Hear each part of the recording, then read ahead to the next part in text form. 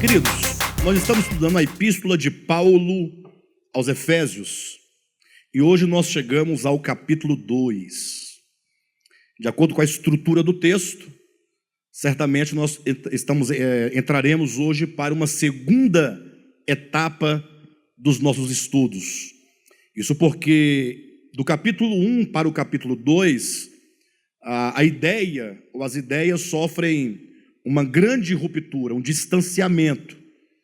Não que não haja continuidade no pensamento, mas é porque o capítulo 1, ele trata da economia de Deus, ele trata acerca do Cristo de Deus e da sua obra para conosco, ou para com nós, os que cremos, da perspectiva divina. Ou seja, se vocês lerem o capítulo 1 com atenção, vocês vão observar que aqui está falando acerca de uma tríplice bênção da parte do Deus Trino para com seus escolhidos. Já tratamos disso em mensagens anteriores, vocês percebem. A ideia é como se o apóstolo Paulo estivesse fazendo a narrativa dessa economia divina lá dos céus. Se ele estivesse lá, imagine que ele tivesse sido arrebatado, atenção para o verbo como eu estou colocando, como se ele tivesse, e de lá ele fizesse então essa leitura da economia de Deus. Os irmãos entendem? E de repente agora ele sai dos céus e vem para a terra, o capítulo 2. Ou seja, ele muda a perspectiva. Ele agora vai falar também da economia de Deus, vai falar dos mesmos pontos, ou da maioria dos pontos tratados no capítulo anterior, mas agora ele mudou a perspectiva, ele mudou o ponto de vista e de orientação em que ele fala. De modo que nós demos para o tema dessa mensagem o seguinte título, né? Um salto do céu para a terra, da eternidade para o tempo. Dá para entender? Um salto do céu para a terra, da eternidade para o tempo. Se no capítulo 1, Paulo falou acerca de como Deus, na eternidade passada, ele projetou para nós um propósito primeiramente de eleição e de predestinação e de redenção, e de perdão de pecados, do Espírito Santo enquanto selo e penhor. No capítulo 2 agora, ele começa a falar diretamente acerca do homem, este homem que é alvo dessa economia de Deus. Portanto, nós também precisamos mudar a nossa perspectiva. A partir do capítulo 2, olhemos da terra diretamente para o homem e falando acerca do homem e da condição do homem na qual ele se encontra. Por isso o capítulo 2 começa dizendo assim, vamos ler aqui alguns versículos e vamos fazendo a explanação aos poucos, né? Ele vos deu vida, estando vós mortos nos vossos delitos e pecados, nos quais andastes outrora, segundo o curso deste mundo, segundo o príncipe da potestade do ar, do espírito que agora atua nos filhos da desobediência, entre os quais também todos nós andamos outrora, segundo as inclinações da nossa carne, fazendo a vontade da carne e dos pensamentos, e éramos por natureza filhos da ira, como também os demais. Então veja que agora ele está tratando da condição caída do homem, se bem que ele começa dizendo, ele vos deu vida, é um aspecto positivo do evangelho, mas ele explica que no momento em que nós recebemos vida, nós estávamos dentro de uma condição. Portanto, o apóstolo Paulo, ele apresenta a condição dos homens, antes de receberem vida, e mesmo até o momento em que ele recebe vida da parte de Deus.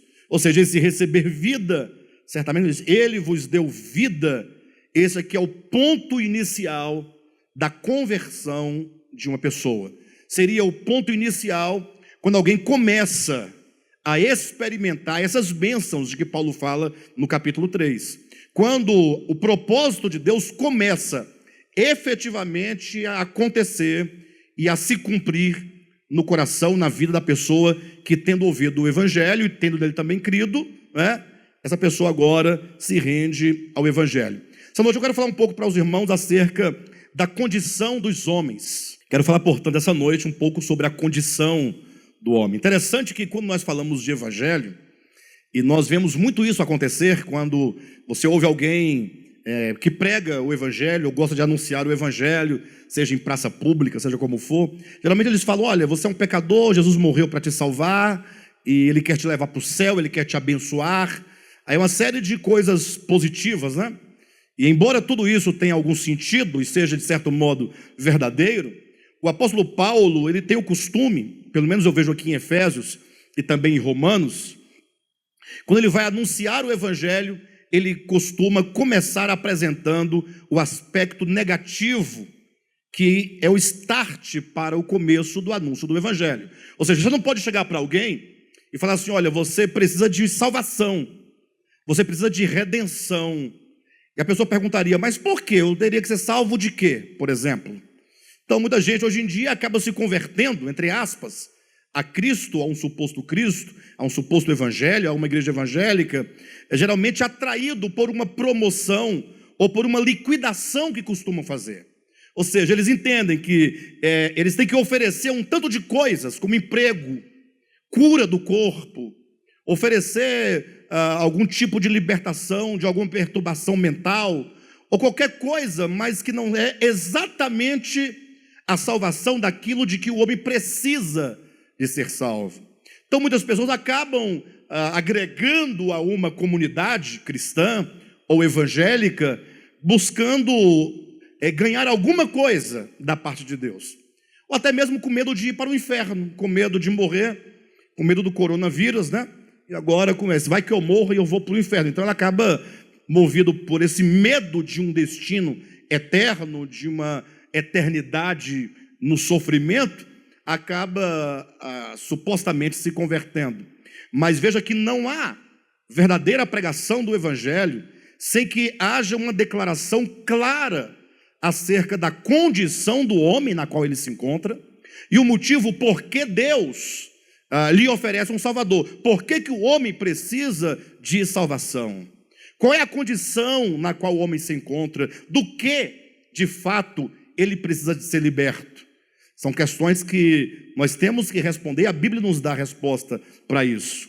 Talvez seja esta a razão porque Paulo coloca o capítulo 7 de Romanos como uma resposta, no sentido que ele apresenta ali que o homem jamais poderia receber a Cristo como seu Senhor, se primeiramente ele não chegasse à conclusão de que ele é um homem miserável, de que ele não pode, de que ele está condenado em razão da sua conduta, do seu coração e da sua consciência.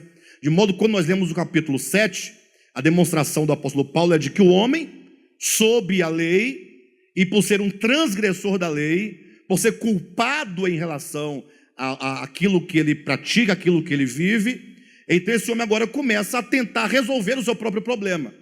E quando ele percebe que não tem os meios necessários, ele chega àquele grande grito, né? Capítulo 7, versículo 24: miserável homem que sou, quem me livrará do corpo dessa morte? Então esse grito, capítulo 7 de Romanos, versículo 24, é exatamente o momento em que o homem ele consegue perceber a sua condição. Nenhum homem jamais vai chegar a esse grito: miserável homem que sou, se ele não perceber profundamente a sua condição. E esse é um ponto talvez a ser analisado, porque quantos hoje em dia, com tanta falsificação do evangelho, começaram a sua vida cristã a partir de uma desilusão consigo mesmo, a partir de uma percepção do seu coração mau e perverso, do seu coração caído, da impossibilidade de agradar a Deus. Então é preciso que nós entendamos que este momento ele é crucial. O capítulo 1 de Romanos também nos traz essa ideia.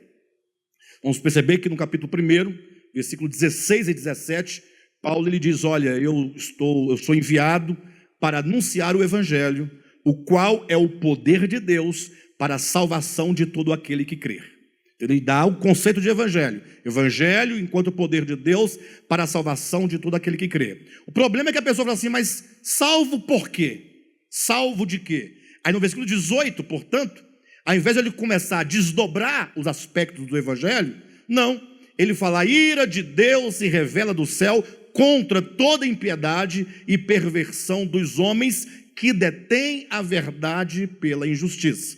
Aí ele começa a descrever a condição do homem, o homem que tendo recebido da parte de Deus a revelação necessária e suficiente, porque Deus lhes revelou, porque Deus lhes mostrou o próprio Deus, Deus foi manifestado na criação, ou seja, por meio das coisas criadas, Deus se dá a conhecer os atributos invisíveis de Deus, o seu eterno poder, a sua própria divindade são manifestadas, e diante, portanto, desta manifestação divina, o que aconteceu? Os homens não deram crédito, tendo conhecimento, ou seja, aquilo que de Deus se pode conhecer chegou até eles, e tendo, portanto, tal conhecimento, eles preferiram dar as costas à verdade. O que é a verdade? A verdade é Deus. A verdade não é simplesmente, como dizem, né? Geralmente, quando você ouve acerca do credo de determinada denominação religiosa, eles vão colocar alguns pontos dogmáticos como sendo a verdade. Por isso tem algumas instituições que falam, olha, o sábado, ou a guarda do sábado é a verdade. Outros dizem, o véu é a verdade. Talvez não diga exatamente que o véu é a verdade, mas dizem assim, as igrejas que não têm a prática do véu não têm a verdade. Então ficou subentendido, né? E assim cada instituição estabelece alguns dogmas, né? Não raras vezes tirados de textos recortados da Bíblia, textos descontextualizados, e eles acham, portanto, que verdade é aquele paradigma de compreensão que eles possuem. Ao passo que o que é a verdade? A verdade é Deus. Deus é a realidade de todas as coisas. E, portanto, a negação de Deus quanto àquilo que Ele é, enquanto ser eterno, aquilo que lhe é devido, a glória que se deve dar, o reconhecimento de que tudo procede dele, de que nós vivemos nele, por meio dele, para ele, é esse reconhecimento de Deus que, quando negado, é dito que os homens detêm a verdade, eles não permitem que a verdade se expanda dentro deles, ganhe os seus corações. A verdade, ela é reprimida e eles se dão e se entregam completamente, como diz o texto, né? Para a injustiça. Ou seja, o que é injustiça no contexto de Romanos capítulo 1? É toda forma de vida que nega a Deus o que lhe é devido. Então Paulo passa a descrever a condição do homem, capítulo 1 de Romanos, capítulo 2, até uma parte do capítulo 3, o apóstolo Paulo vai fazendo toda uma descrição da condição do coração do homem. De modo que aquele que entende, no entendimento, na mente e no coração, a sua real condição, enquanto um homem errante neste mundo, enquanto uma existência neste mundo, essa pessoa, ao compreender no coração, ele vai chegar ao ponto de clamar, miserável homem que sou. E aí começa, portanto, efetivamente, as suas experiências no que diz respeito ao Evangelho. Aqui em Efésios, o apóstolo Paulo, ele coloca assim a condição do homem antes ou até o momento em que Deus lhe deu vida. Ele vos deu vida, estando vós mortos nos vossos delitos e pecados. Versículo 2, nos quais andastes outrora. E eu chamo a atenção dos irmãos para esses dois pontos. Estando mortos e, entretanto, andando. No versículo 1 diz, estando vós mortos. Versículo 2, nos quais andastes outrora. Ou seja, enquanto estávamos mortos nos delitos e pecados, nós estávamos andando nos delitos e pecados. São os dois pontos que Paulo coloca, e portanto temos que refletir um pouco sobre o significado dessa morte e o significado deste andar, porque logo pode alguém perguntar, como pode alguém estando morto andar nos delitos e pecados se ele está morto? Isso logo nos leva a pensar que essa morte de que Paulo fala, ou a que ele se refere, não é uma morte de inconsciência, ou de uma morte física, né? Não é a morte no sentido de que a pessoa perdeu a noção de si. Não significa isso. Morte, na Escritura, sempre vai significar separação. A Bíblia fala sobre 3 tipos de morte. A morte física seria a separação da alma do corpo. Então, quando é que um homem morre? No sentido da palavra morte, conforme a Bíblia nos traz. Ora, quando aquilo que lhe dá vida, ou que dá vida àquele corpo, se retira. É o momento que o fôlego de vida, usando a linguagem de Eclesiastes, sai daquele corpo. Ou usando a linguagem do Novo Testamento, quando a alma se retira do corpo, então nessa separação se diz que ali houve o quê? Morte. Aquele corpo foi separado da vida. Nós vamos encontrar em outros textos que a alma, uma vez que ela sai do corpo, ela subsiste noutro plano, num plano espiritual. Mas essa separação da alma do corpo se chama morte, a morte física. A Bíblia também fala de um segundo tipo de morte, que é a morte eterna. O que seria a morte eterna? Ora, se você tomar por paradigma a morte física, em que o corpo se separa da alma, ou se separa da vida, quando a vida sai daquele corpo ali, houve uma separação e, portanto, houve morte. A morte eterna implica, conforme o conceito de Apocalipse, capítulo 20, quando diz que o lago de fogo é a segunda morte, ou seja, será a aniquilação total e plena daquele ser do plano das existências. O que significa isso? Mas onde está aqui a separação?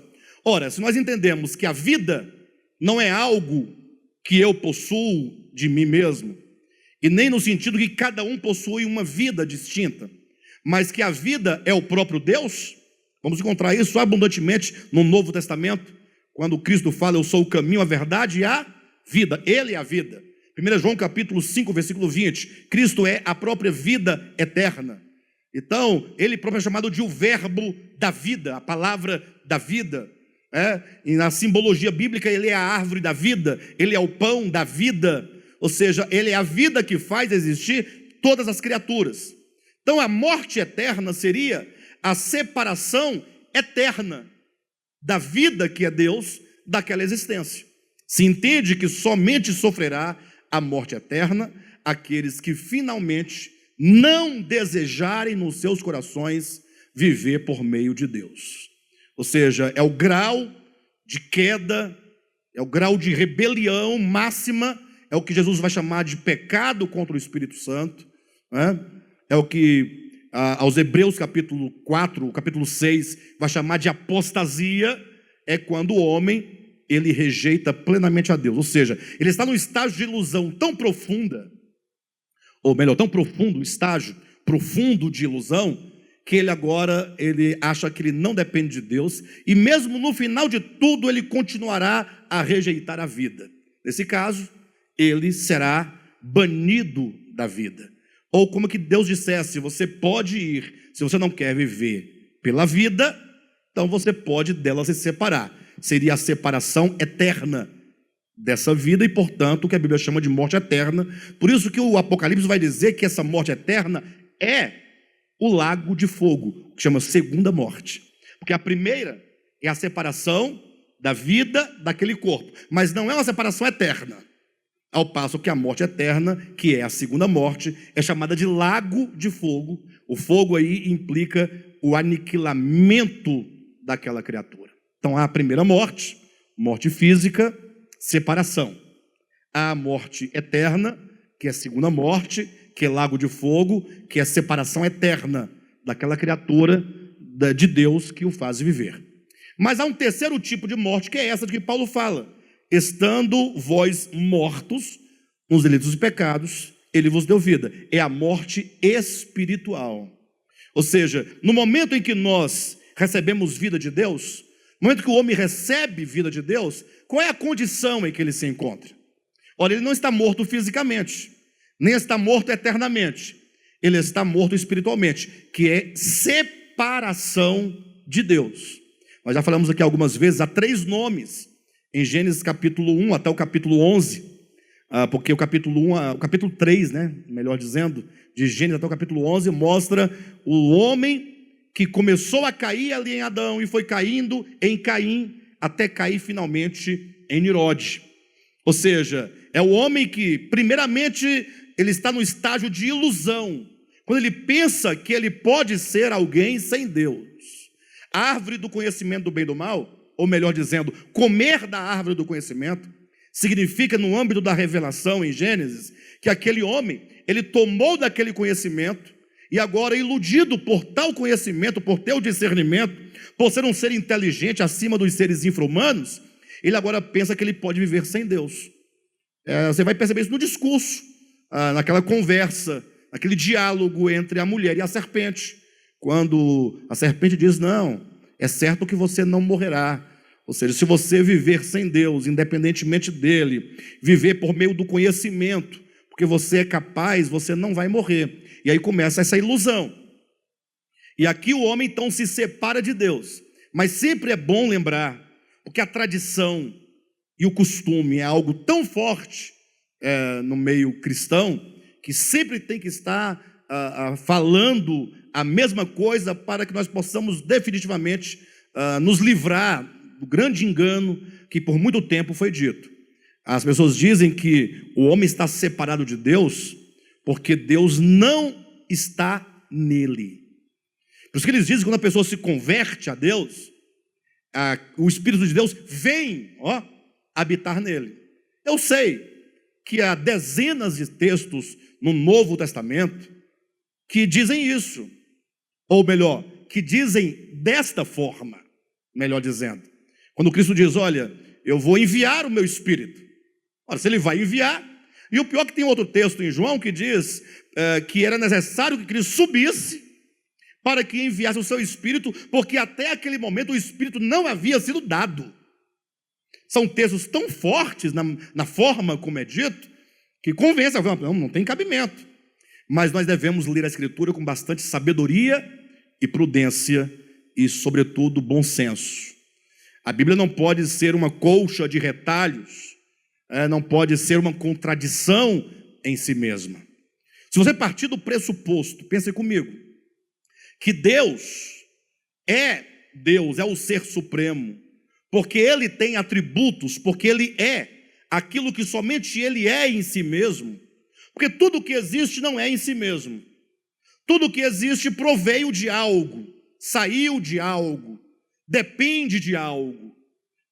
Nós não somos seres necessários, Deus é o ser necessário, sem Ele nada há, nós não, ou estou aqui hoje, amanhã eu posso não estar mais, e as coisas continuam acontecendo, e se você também não estiver, tudo continuará acontecendo sem você, mas sem Deus, nada pode acontecer. E esse ser divino, ele só pode ser chamado de Deus, simplesmente porque ele é aquilo que ninguém mais é. Aí se diz comumente no meio cristão, de acordo com a revelação bíblica, de que Deus é onisciente, onipotente e onipresente. O que quer dizer onipresença de Deus? Que Ele está presente em tudo e em todos. Não pode haver um lugar onde Ele não esteja, porque quem está sujeito ao tempo e ao espaço são as criaturas.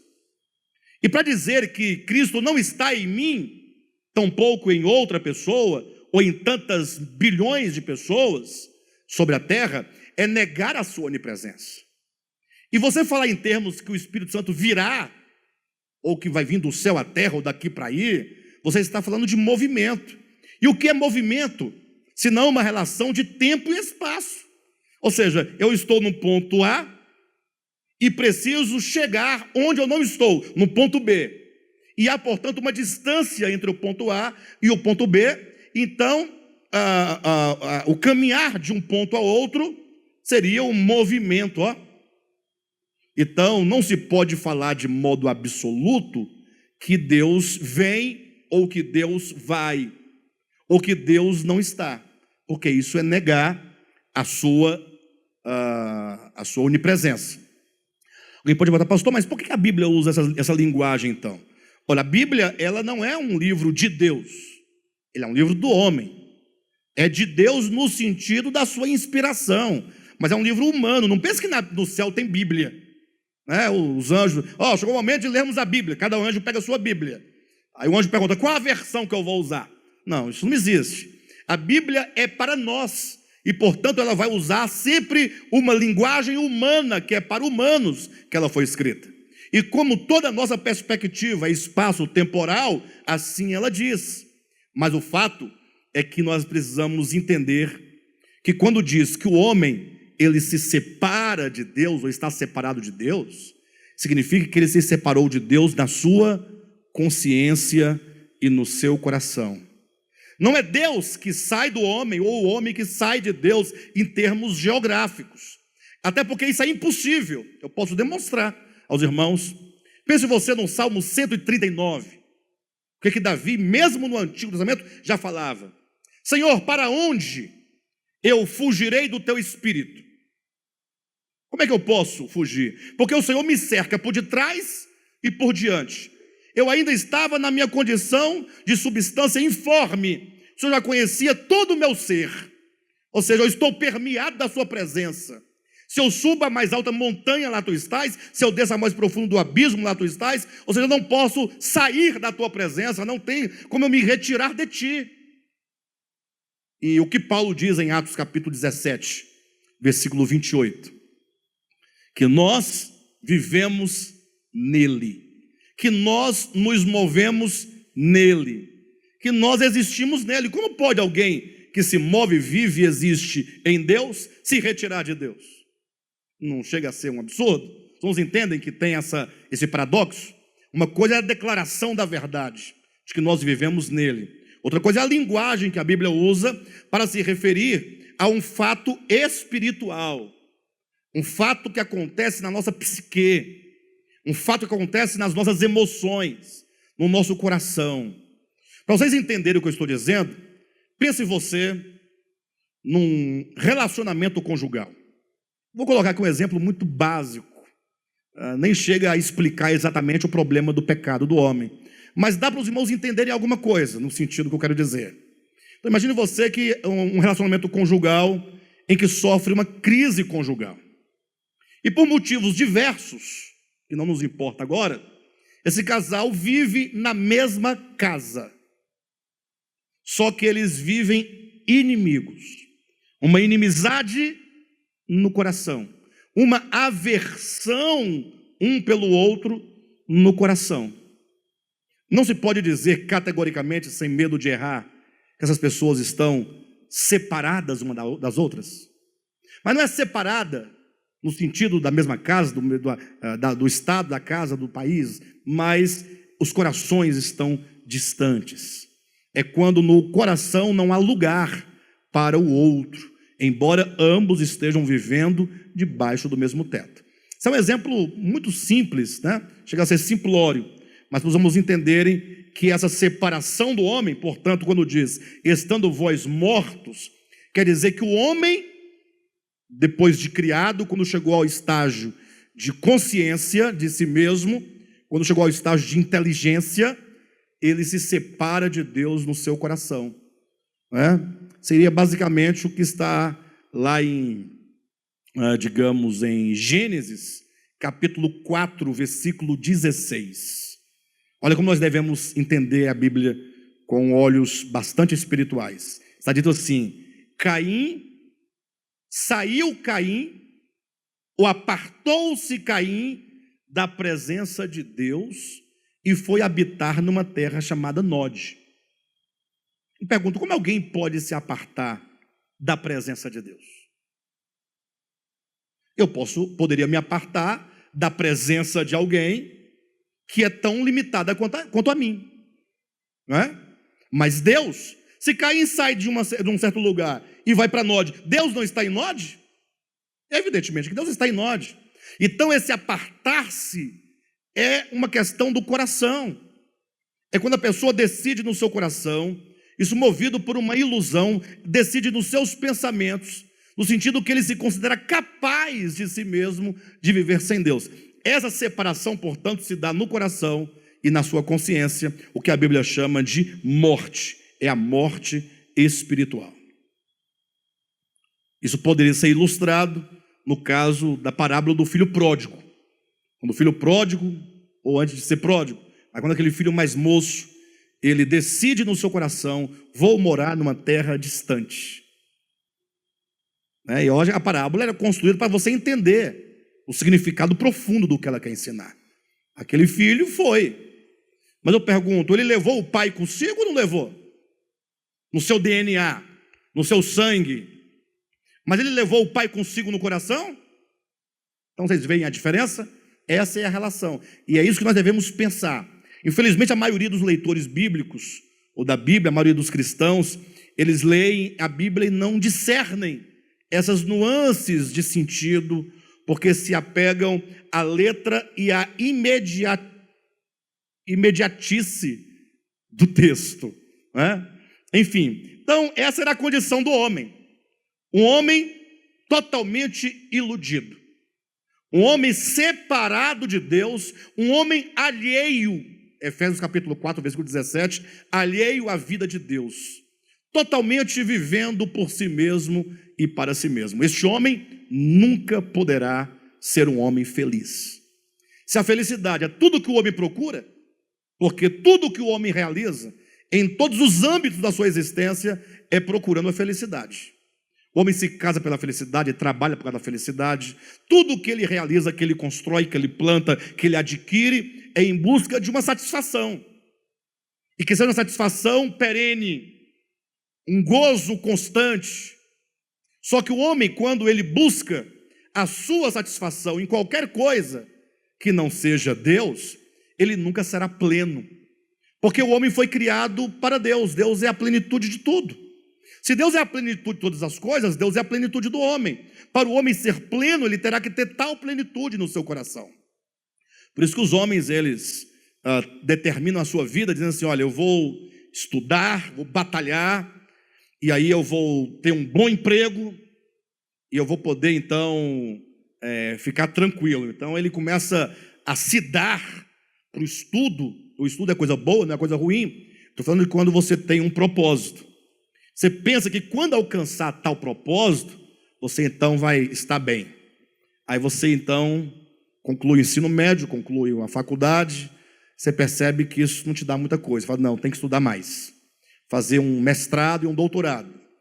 Aí você fala: então agora eu vou conseguir um bom emprego. Quando você consegue um bom emprego, você fala: não, está faltando algo. Vou me casar. Você se casa. Aí mesmo casado ou bem casado, não, faltam filhos. Aí você tem filhos. Depois fala: não, faltam netos. Aí os netos chegam. Fala: não, tem que aposentar. Aí se aposenta. Não, tem que comprar uma fazenda. Ou seja, o homem nunca vai chegar na sua plenitude. Ao passo que, não tendo tantas coisas, como aqui eu descrevi, e outras mais que poderiam ser colocadas, o homem pode ser pleno, se ele encontrar a sua plenitude em Deus. Por que os homens hoje, nesses dias nossos, estão tão angustiados? Estão angustiados os homens. Eu não estou, não, tá. Você está com muito medo. Medo de um vírus. Não quero entrar no detalhe se é mentira, se é verdade, se é letal, se não é letal. O medo é verdadeiro. Né? O medo está aí. A sociedade está em pânico. Pânico. Inclusive, domingo agora, eu vou ministrar uma palavra intitulada Uma Palavra de Esperança para um Mundo Amedrontado e Sem Deus. Vem ouvir essa palavra. A igreja que deveria, neste momento, agora, estar em pé, dizendo para o mundo que tem esperança, não.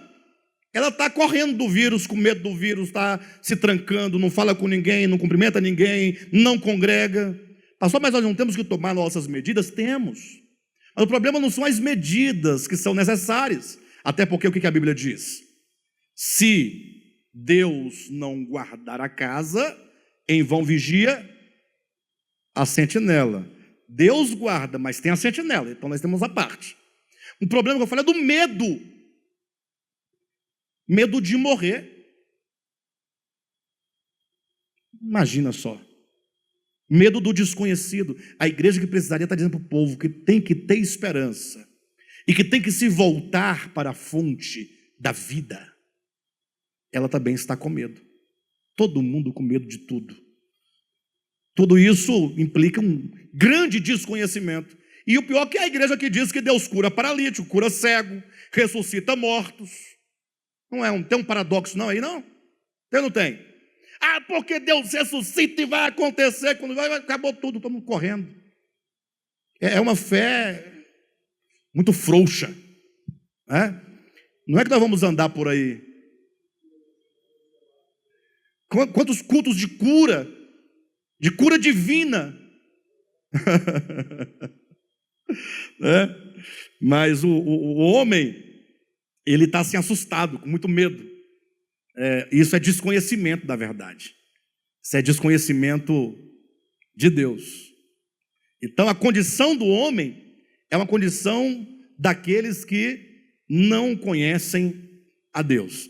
Bem, de todo modo, voltando aqui ao ponto, este homem que está separado de Deus, que está morto, que está na ilusão, aqui o apóstolo Paulo, ele vai dizer que embora ele esteja nessa condição, separado de Deus, nessa quarentena de Deus, olha que coisa maravilhosa. O povo não tem, quer fazer, está com medo da quarentena do vírus, mas não está com medo da quarentena não, dos milênios, separado de Deus. É um paradoxo muito grande. Este homem, ele está muito vivo no que diz respeito às forças que operam no seu entendimento. E Paulo aqui ele é muito claro, quando no versículo 2, então, ele vai dizer que este homem morto nos delitos e pecados, e aqui ele passa a explicar o que são esses delitos e o que são esses pecados. Ele diz, nos quais, ou seja, nos delitos e pecados, andastes outrora. Ou seja, os homens estavam se movendo, vivendo em harmonia com tudo aquilo que não é Deus. Ou seja, o homem, ele não pode ser pleno, porque agora, ele deixando a plenitude, ele procura se preencher com aquilo que ele mesmo pode produzir. Exatamente aquilo que está em Jeremias, 2 males cometeram o meu povo contra mim. A mim me deixaram o manancial de águas vivas e cavaram para si cisternas rotas. Esse homem, ele pode ter tudo, mas não pode ser pleno. Por que não pode ser pleno? Porque a sua plenitude está em Deus. Então, mesmo você não tendo nada, quando Paulo diz, aprendi a viver contente em toda e qualquer situação. Se ele conhece a Deus, ama a Deus, e encontrou a Deus no seu ser, no seu coração, no seu espírito, como um tesouro que estava escondido, essa pessoa, ela é plena. Ela não vai ter medo da morte. Ela não vai ter medo do vírus. Não é que ela vai ser uma pessoa desleixada. Não estou nem aí. Não é essa arrogância de achar que é o Todo-Poderoso. Não. É porque ele sabe que ele existe em Deus. E ele sabe que tudo pertence a Deus. E que ele sabe que aqui ou depois da morte ele está e continuará em Deus. E que Deus é o seu tudo. Mas nós nos apegamos a esta vida como se fosse o tudo que nós temos. E queremos o quê? Plenitude. Não é possível. Versículo 2. Nos quais andastes outrora. Ou seja, nós andávamos outrora nos delitos e pecados. Segundo, ou conforme, ou em conformidade com o curso deste mundo. Primeiro ponto. Segundo o príncipe da potestade do ar, do espírito que agora atua nos filhos da desobediência. Temos aí o curso do mundo. Temos aí, então, o príncipe da potestade do ar, o espírito que atua nos filhos da desobediência.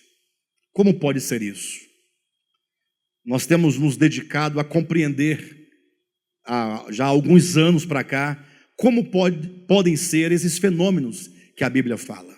Porque não basta você sair declarando por aí, dizendo assim, olha, nós andávamos, segundo o príncipe da potestade do ar. Mas o que isso significa? Como se dava isso? Porventura alguém aqui já viu o príncipe da potestade do ar em algum lugar? E eu não estou aqui negando, eu estou tentando te fazer entender como que essas coisas podem ser verificadas. Porque aquilo que você diz que não pode ser verificado na própria experiência é apenas uma ideia. Por isso que essas doutrinas não fazem nenhuma diferença na vida de ninguém. Você pode saber todas as doutrinas, mas elas não afetam sua vida em nada, não muda. Sabe de tudo, mas no final é como se não soubesse nada. Porque você não vê conexão, você não consegue perceber as realidades espirituais que isso aqui implica na nossa existência. Como é que é andar segundo o curso do mundo? O que é esse curso do mundo? O que é o príncipe da potestade do ar? O que é o espírito que atua nos filhos da desobediência? Para entender isso aqui é muito fácil, basta nós nos lembrarmos de um texto de Colossenses capítulo 1, versículo 13. Quando Paulo diz assim, olha, Deus nos libertou do império das trevas e nos transportou para o reino do Filho do seu amor.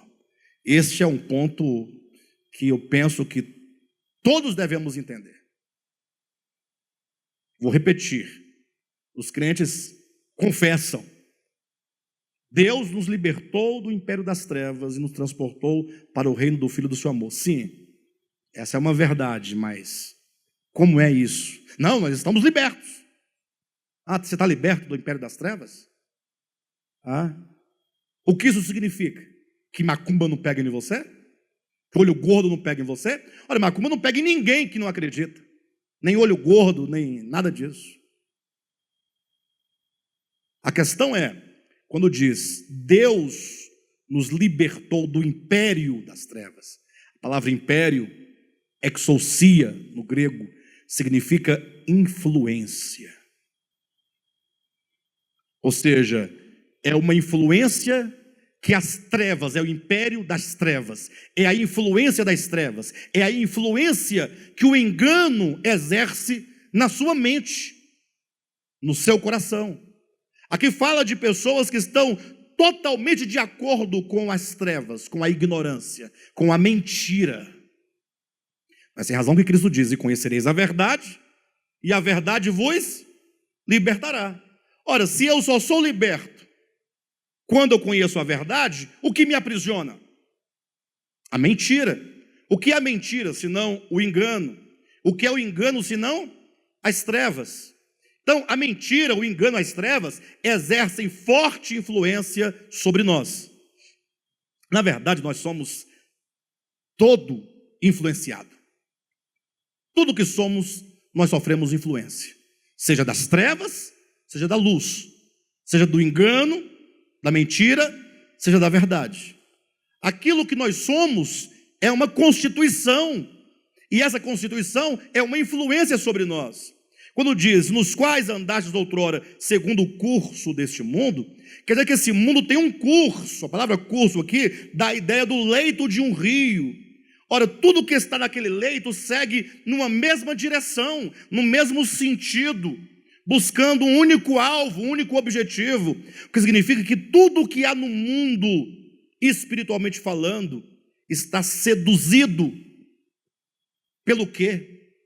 Nós temos que reconstruir a nossa história, a história do homem. Lembre-se que toda a história do homem, em relação às trevas e à luz, em relação a Deus e ao diabo, em relação à verdade e à mentira, começa lá em Gênesis 3. E nós devemos ficar espantados do fato de que lá, embora a narrativa seja uma narrativa mítica, mas o que encontramos lá é um diálogo. É uma serpente falando à mulher, tentando convencê-la do contrário daquilo que Deus disse. Tanto é que começa o capítulo 3. Não é assim que Deus disse, falou a serpente.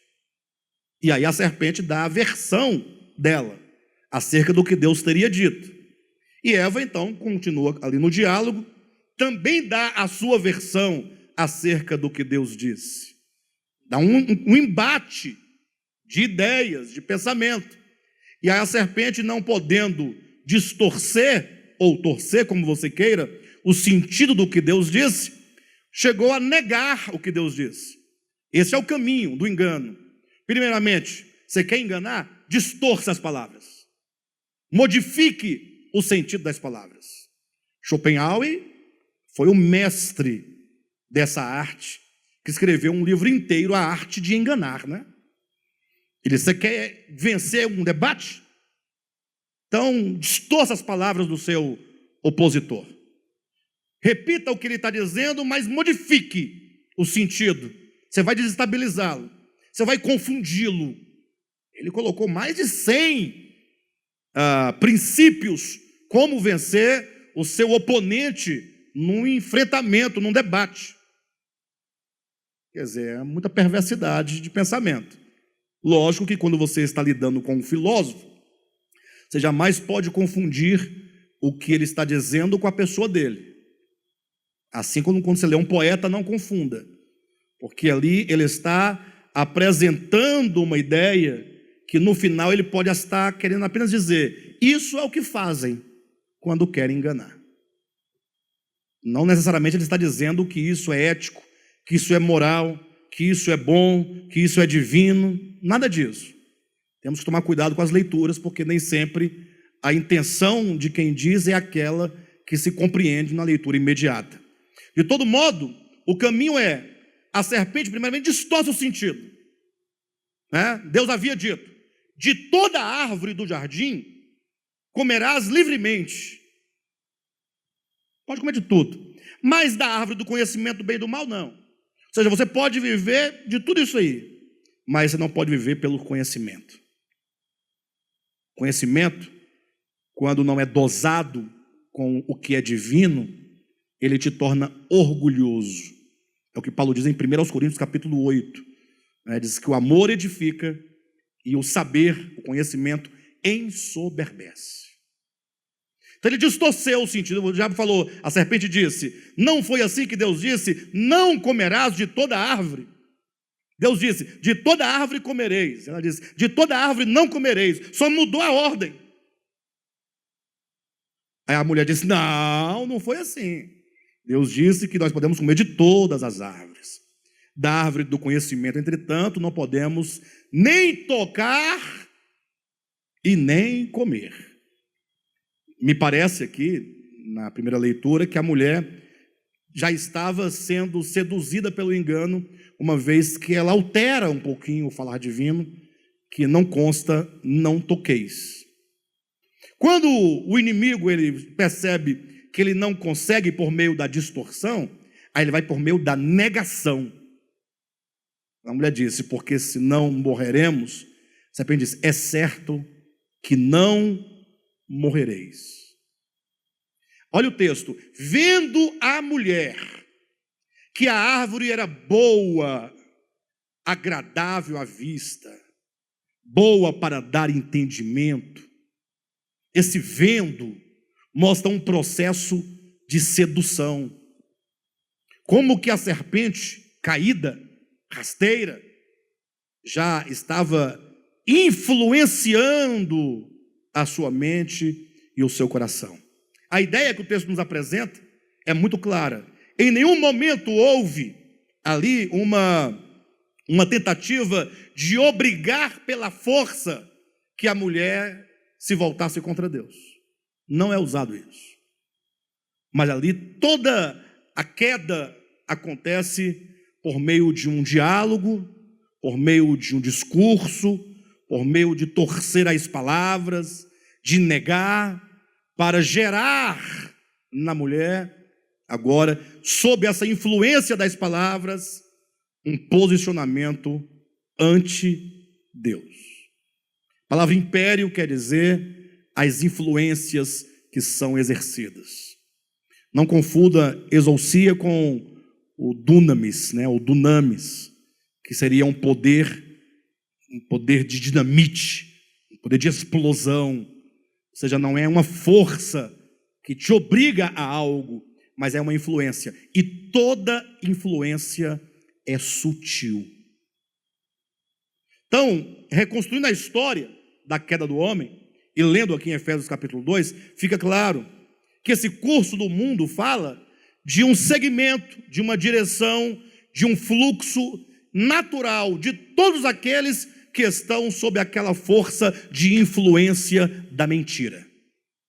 Inclusive, essa influência, ela é tão forte, mas ela é tão forte, que os homens amam a mentira, aborrecem a verdade, mesmo quando se deparam com a verdade e desmascaram a mentira. É tão mais fácil a pessoa ser enganada. Eu vou dar uma prova cabal, como a pessoa gosta de ser enganada. Querem ver algo? Digamos que posso pegá-los como exemplo? Casal? É hipotético, né? Vou tomar aqui o Cadmo e a Cadma para representar qualquer um de nós, qualquer casal. Cadmo foi trabalhar, saiu 7 horas da manhã, passou o dia na rua, chegou em casa meia-noite. Ele costuma chegar todos os dias, 18 horas, 19 horas, no mais tardar. Nesse dia ele chegou às 0 hora, meia-noite. A mulher dele pergunta: onde é que você estava? Eu pergunto: ela quer a verdade ou ela quer a mentira? Na opinião de vocês. A verdade? Então tá bom.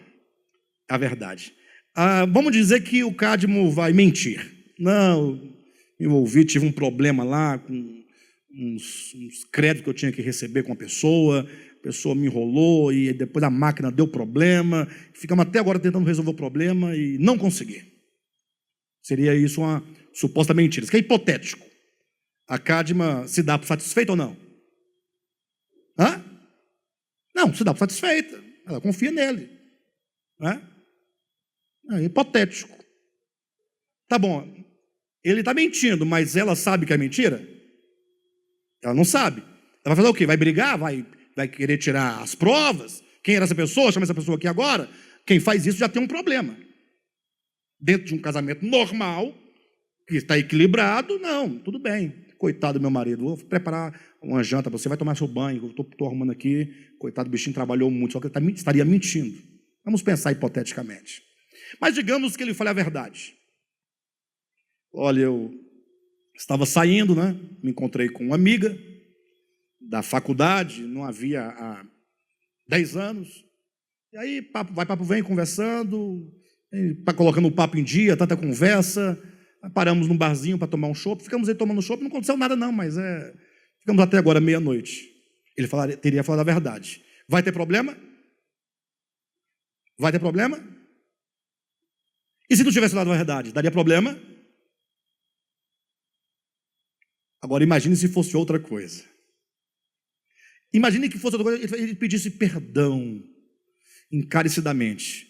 Poderia até ter um suposto perdão, mas ia ficar o resto da vida dizendo aquele dia. De vez em quando volta aquela situação. Mais ou menos assim, olha, vocês gostam do Alexandre, né? Vocês, poxa, o Alexandre é bacana. Vamos dar um exemplo para quebrar a tensão de vocês. Alexandre é pessoa bacana, vocês me conhecem, eu venho aqui, eu falo da palavra, a gente conversa, tal. Mas de repente alguém fala assim: Alexandre, quem é você? Fala assim: eu sou uma pessoa, se eu fosse falar tudo o que sou de fato e de verdade, abrir o jogo, talvez vocês não gostariam de mim. É bom que vocês pensem que eu não sou aquilo que sou. Vocês entendem o que eu estou dizendo? As pessoas gostam das outras enquanto elas pensam que a pessoa é o que ela não é. No dia que descobrem que a pessoa não é o que era, deixa de gostar. A verdade fala: não, parei, não dá. Era melhor continuar no engano. O engano é sedutor. Está a pessoa indo numa praça, está lá o homem aquelas 3 tampinhas. Ali ninguém ganha. Ali é mentira. Ali é truque, ali é esperteza, todo mundo sabe disso. E você sabendo, você gosta de ficar vendo. É bom ficar vendo. Tem um mágico na rua, tirando um coelho de dentro da cartola. Não existe tirar coelho. O coelho está lá dentro já, gente, o coelho não aparece. Você sabe que moeda não some. Mas por que nós gostamos tanto de ver a mentira E você sabe que é mentira. O senhor está a vida todinha ouvindo tanta coisa sobre Deus que não é verdade. Muita doutrina que não é verdade. Mente em nome de Deus. Fala o que Deus não é. No dia que a pessoa descobre que não é aquilo, ela agora não tem mais a mesma motivação de servir a Deus. Se ela outrora servia a Deus acelerada a 100 por hora, agora ela vai reduzir para 10. A verdade não é tão atraente. Mas isso é engano. Evidentemente que a verdade, por excelência, ela é extremamente atraente. Ela é capaz de nos fazer morrer por ela. Olha para Saulo de Tarso. Saulo era um homem distinto, diferente. Ele matava por causa do que ele cria antes de Damasco. Depois ele morria pelo que ele acreditava. Não houve alteração. Mas por que antes a gente fazia tanta coisa quando éramos enganados? E agora vendo, poxa, não deveríamos nós aumentar a intensidade? Intensificar? Porque agora tudo é verdadeiro, tudo agora é claro. Não, nós ficamos fracos. Perdeu a graça. Perde a graça.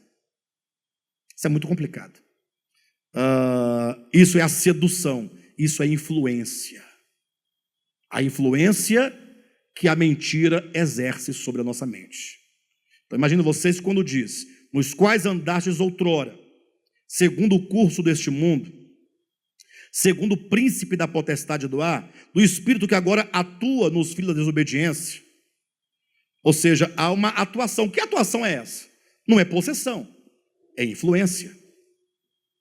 Por esse motivo é que está lá, Paulo diz aos Tessalonicenses, que porque os homens amam a mentira, é que Deus permite a operação do erro, para eles darem crédito à mentira. Ou seja, a pessoa ama a mentira. Entenda o texto comigo. Não adianta Deus falar assim: você ama a mentira. Ah, eu não amo a mentira. Quem é que vai dizer que ama a mentira? Quem é que vai dizer isso? Ninguém diz que ama a mentira. Todo mundo ama a verdade.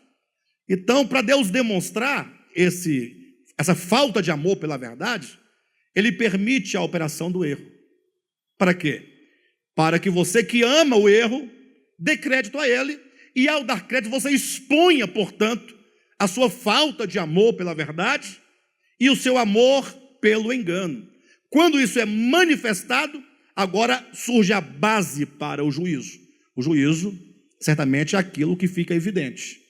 A pessoa que ela é julgada e, portanto, condenada, ela deverá estar ciente do seu próprio erro. Então, Deus permite que essa falta de amor no coração pela verdade seja exposta. Nós devemos orar a Deus constantemente, pedindo a Deus para que nós amemos a verdade, que nós desejemos pela verdade, que nós busquemos a verdade, e que nenhuma dessas forças espirituais que operam no entendimento humano possam nos tornar cativos dela. Pelo contrário, o que diz o texto? Que Deus nos libertou do império das trevas seja um fato. Só pode dizer tais palavras: Deus me libertou do império das trevas, aquela pessoa que já não ama mais o engano e que diz: o Senhor me mostrou o que é a verdade, que é Deus, não dogma. E agora eu sei que Deus é luz, conheço o caráter de Deus, os atributos de Deus, por meio dessa revelação, e portanto eu não quero nenhuma outra coisa que não seja a verdade. Aí se pode dizer que está liberto. Hoje em dia nós somos pegos em tantas coisas pequenas. É tão fácil você deixar algo divino por qualquer coisa banal. Um bom exemplo disso seria Esaú, no Antigo Testamento, para ilustrar que havia ali uma questão do direito de primogenitura. E era uma das coisas mais valiosas que se dizia ter naquele tempo. Então, o primogênito, nos tempos antigos, ele tinha a primogenitura como um bem. Era disputada, era desejada. Quem não a tinha, muitas vezes, tinha até inveja de quem possuía a primogenitura. Mas, de repente, aquilo que era tão valioso no momento em que Esaú estava com fome, diz que ele troca esse direito de primogenitura por um prato de lentilhas. O que significa? Que a ideia de primogenitura, enquanto algo que ainda para ele seria futuro, de fato não tinha nenhum valor. Se ele amasse de fato e de verdade, ele morreria, mas não trocaria esse direito de primogenitura. Hoje em dia não, nós próprios arrumamos todas as maneiras de justificar a nossa condição. Isso prova que não raras vezes estamos sob a influência do engano. Isso é uma coisa muito séria, porque isso é uma denúncia, né? Isso, se levado a sério, logo se perceberá qual é a condição que se encontra o cristianismo. Porque de repente nos deparamos com algo tão belo, tão claro, tão cristalino, tão meridiano, mas de repente nós justificamos porque nós não abraçamos aquela causa. Geralmente as pessoas que fazem palestras motivacionais, empresariais, essas coisas, costumam fazer um exemplo, o Cadmo sabe disso, de a pessoa que está ali palestrando, tira uma nota de R$100 do bolso e diz assim: quem quer essa nota? Aí muita gente levanta a mão, senão todos levantam a mão. Mas ninguém levanta e vai lá buscar a nota. Quem quer essa nota? Levanta e... Ah, não, eu quero. Esse eu quero, sem reação. Vocês entendem como é que é? Com respeito à verdade, é desse modo. Por exemplo, eu vou falar domingo, dentre vários textos, eu vou usar o texto do Salmo 91. Alguém conhece aqui o Salmo 91? Aquele que habita no esconderijo do Altíssimo e descansa à sombra do Onipotente. Nós temos dois pontos que são fundamentais. E daí você pode começar a pensar. Essa pessoa, ela habita. Ela fez uma casa para morar. Essa casa é Deus. Habita em Deus. E porque a sua casa é Deus, ela descansa. Só pode ter descanso se a sua casa for segura. A sua casa onde você mora é segura? A sua casa onde você mora é segura? A casa onde o Silvio Santos mora é segura? Ele foi sequestrado dentro de casa. Não. A sua casa é mais segura do que a casa do Silvio Santos? Bem, se ele foi sequestrado dentro de casa, e a casa dele é mais segura do que a nossa, então nem a dele nem a nossa é segura. E por que não é segura? Porque nós mesmos estamos colocando fechadura, cadeado, uma peixeira debaixo do travesseiro, um 38, defendemos o armamento. Tudo isso é insegurança, é medo. É medo. Medo de que alguém roube o seu dinheiro, a sua joia, mate sua mulher, seu filho. Mas o texto diz: aquele que faz do Altíssimo a habitação, ele descansa, e não é qualquer descanso, é a sombra. E aí ele diz ao Senhor: tu és o meu refúgio. O texto diz: fizeste do Altíssimo a tua morada. Aí vem um tanto de declarações a partir daí, de segurança. Então, agora seria a hora de nós começarmos a colocar em prática a nossa fé. Pastor, e se eu fizer isso, não vai pegar em mim, não? Bem, sua pergunta já te respondeu, já respondeu. A sua pergunta já disse tudo, porque você quer uma receita, e fazer de Deus a habitação não é receita. Porque quem faz da habitação não pergunta isso, e vai dar certo, e funciona, e livra mesmo. Está igual o outro, né? O indivíduo falou assim: você tem fé? Tem. E disse que ao lado da casa dele tinha um monte bem grande, um morro muito grandão. Falou assim: pois antes de você dormir, você declare ao monte que ele se retire de lá e vá para o outro lado da sua casa. Vá dormir depois que você ordenar. No dia seguinte você pode abrir, que ele terá mudado, se você tem fé. O pessoal acreditou, né? Todo empolgado. De noite, abriu a janela: monte, retira-te daí e vá para o outro lado. Amanhã, quando eu acordar, que eu abrir a janela, tu não estarás mais aí. Fechou e foi dormir. Dia seguinte, quando abriu a janela, lá estava um morro, no mesmo lugar. Ele falou assim, eu sabia. Né? Daí vocês tiram como é que nós somos. Precisamos nos voltar a Deus no coração. Não podemos desenvolver nenhum tipo de relacionamento que não seja relacionamento com Deus aqui dentro. Deus é maior do que tudo. Creia nisso. Não permita que nenhuma influência, nem influenza, domine seu coração e a sua consciência. A pergunta, pastor, e se eu morrer? Se você morrer, não, você vai morrer. Não tenha dúvida disso. Se não for pelo corona, vai ser por outro, da AIDS. Vai ser um câncer. Pastor, cruz credo, para, se é praga. Não, você vai morrer atropelado por um Corolla. Ou você vai morrer porque você vai fazer um reparo no telhado da sua casa e vai cair de cabeça. E pode ter seu bilhão para lá. Cai, morre. Ou você vai dormir e não vai acordar mais. Vai ser assaltado, vai levar um tiro, uma facada. Vai morrer empalado, crucificado, estripado. Vai morrer de susto, de velhice. Né? Vai morrer, você não vai escapar.